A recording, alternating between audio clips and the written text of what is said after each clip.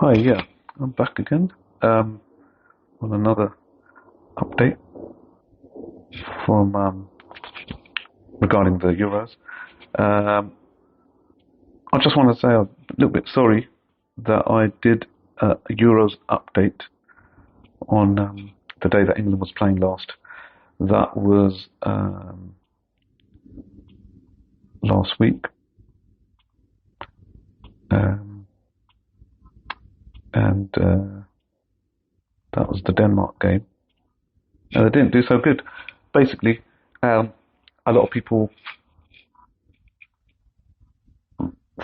a lot of people, including Gary, our mate Gary from MOTD.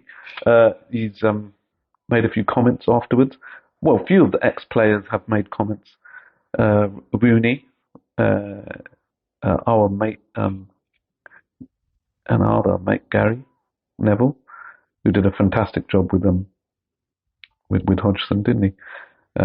Bodging up England really, really well against Iceland. And we were out at that time in the last 16. But anyway, Harry was right. I think Harry's right about uh, saying not to panic.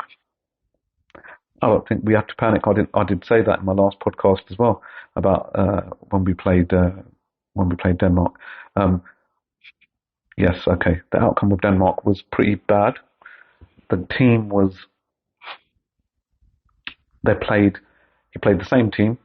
He played Trippier, left, right-footed player. He played Foden, the left wing, as attacker.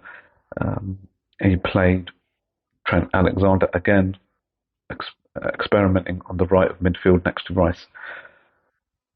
It really fell apart quite badly, especially after England scored their first goal. I know it was, just to remind you, it was it was a ball in on the right, and Kyle Walker ran over and past Saka, and he took the ball and crossed it in. It was kind of a deflected cross, but Kane was there to slot it home with his left foot. But after that, they just kind of backed off. They backed off Denmark. They didn't seem to want to attack. They didn't seem to want to pass the ball. They kept passing it back. Okay, and afterwards, Southgate did say that wasn't the plan, which is very odd. But I mean, okay, you can come up with an excuse. Declan Rice said afterwards, Bowen said afterwards that the roof was shut, it was boiling hot. That's fair enough. The other team also would have said that as well. They actually scored a goal, it was 1-1. So, just to be sure, I'm just going to say that I didn't, I'm going to say this time that we'll see how it goes against Slovenia tonight. And as Harry Kane's been saying in the past couple of days, not to panic and keep calm. It's only the third game. We're only in the group stage. We haven't lost a game. We're not bottom of the table. We haven't exited out of the table now. Unlike the teams that the ex pundits were in, like the strikers Lineker and Shearer. And I think he's been a bit out of order, our Gary, especially Rooney as well. I mean, they didn't do amazingly brilliantly in for England in their tournaments, did they? I hope he listens to this as well, and he comes back and says sorry that he's sorry that he's put the pride of England. He's let us down. We should have pride in our. We should have pride in our.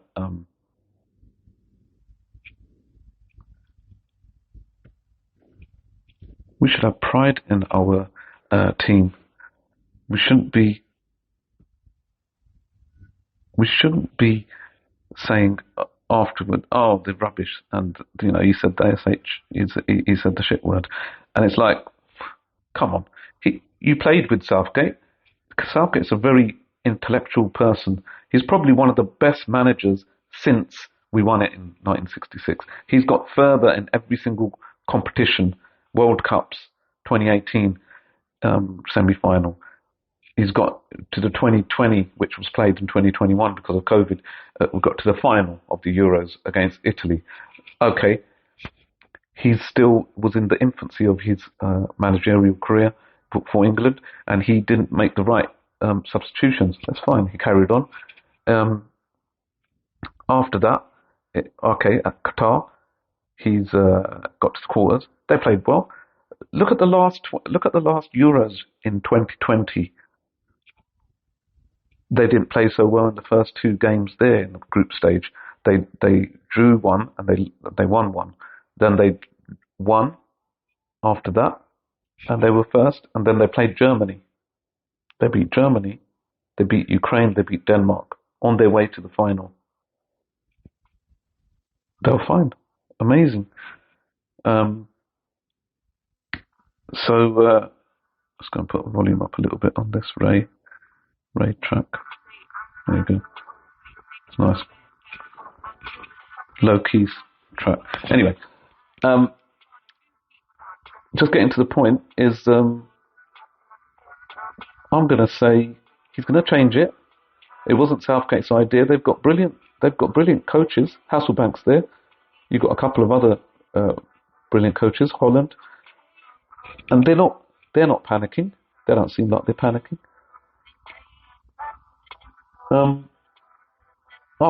I think we just get behind England,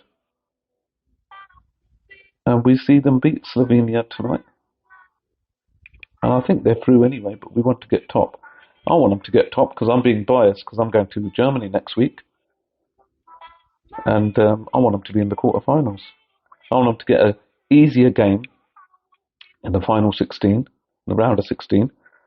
Easier draw, let's say, third place against the third place team for, I think it's D, E or F group. And I was hoping yesterday that Albania would get through, and that would have been brilliant. But they didn't. Anyway, I'm going there, and I'm sure they're going to be fine. And I'm sure Southgate will change it around. I'm sure he probably won't listen to the pundits. They're his ex-mates as well, which is really sad. Shearer, Lineker, and they're saying stuff like that. Ferdinand, to name but a few.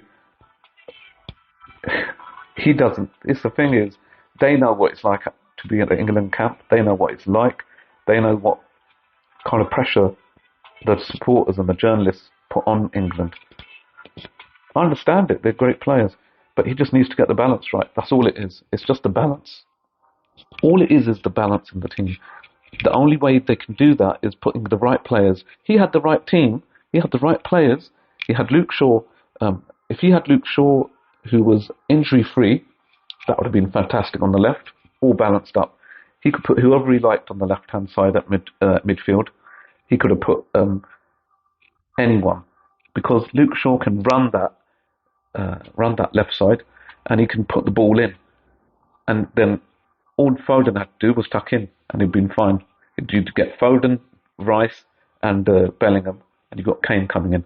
Kane should have been dropped at half-time in the Denmark game. He was terrible. He gave the ball away, and he's the one who gave the goal away. So, I mean, the rest of it just carried on from there. It happens sometimes with England. It's happened. It's been frustrating when you watch games. I'm used to it watching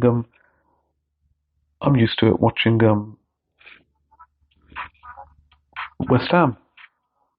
So, I mean, they play the big teams. Everyone's saying, "Oh no, England come across the big sides, they're going to struggle. They're going to get thrashed." No, it's the similar kind of situation where West Ham come against like United, or they come against Arsenal, and the big sides, and they play really well. When it's the lesser sides, like we played Sheffield United, Burnley, we were 2-0 down at half time.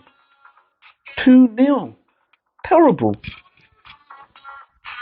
It's just something that needs to be. They need to go back and I'm sure Southgate's worked on it, and let's see what happens tonight. I'm not going to say anything. I'm just hoping that it all goes well, and it looks like they're through anyway, but they need to top the group. So that's all I'm going to say. And I'm saying to Gary and Co, you got your podcast, I've got my podcast. I'm like a little fish boat. One of the fishing boats. You get the fish boats, don't you, in the sea? And I'm going off on a tangent, but you get the fish boats. He'd be a massive container. He'd be one of those big ones, and I'll be a little fish, little fish boat, toddling about, trying to get my lot of fish. He'd go and get the whole load of fish. 10,000. I'll get about 100. It's like that. My podcast's that. I'm talking the truth. I talk sense. I'm supporting my team. I'm getting behind the boys. I'm not saying they're rubbish and they're terrible. No, it's just a low-key performance. It's not. You look at the team. I don't have to say. I don't have to say that I haven't played. I haven't played for England. I haven't played for any of the teams. Why? I mean, they should know better. What they're doing is for their podcast, just trying to get more people out there. They're just trying to get more people in this social media mad world. Just go and get more people, more likes. Yeah, everyone like my podcast. That's all it is. That's all it is. You talk from the heart, like I do. I talk from the heart. I'll tell you, all this social media business is a load of rubbish. I don't care if anyone listens to this. I'm backing England, and I'm telling you, teams have their ups and downs. Teams have their ups and downs in the season. This is a small tournament. Tournament football is different. Anyway, that's all I'm going to say. At least this time you can hear me properly. And the last one, I was walking back. I was walking to the station in the morning, and it was there's cars going by and everything. But I had to do it at that time because I didn't have any other time when I was going to go into work. I wouldn't have had any kind of free time to get away from the desk. So anyway, I hope they do well. I'm sure they will. And I'm sorry for Scotland. Our wee mate at work, who's been on my podcast before, Darren, he was quite sad. But that game, they should have had the penalty. Wasn't given. Don't know where the VAR was. Don't know what the referee was doing. But you can't be relying on a penalty to get through the group stage. They should have put in a better performance a couple of games before that. Even the first game, they should have put in a much better performance. But, oh well. At least they drank Cologne's city centre dry before they left it for the England fans today. Because that's where England's going to be playing today. And all the bars and landlords have said that they have to make sure they got the deliveries in for the horde of England fans coming in. When last week 100,000 Scottish fans had come in, and they said literally their cellars were empty. Isn't that something, eh? Anyway, I'll see you next time, and I hope you like this on YouTube. If you want, if you don't, have a lovely day.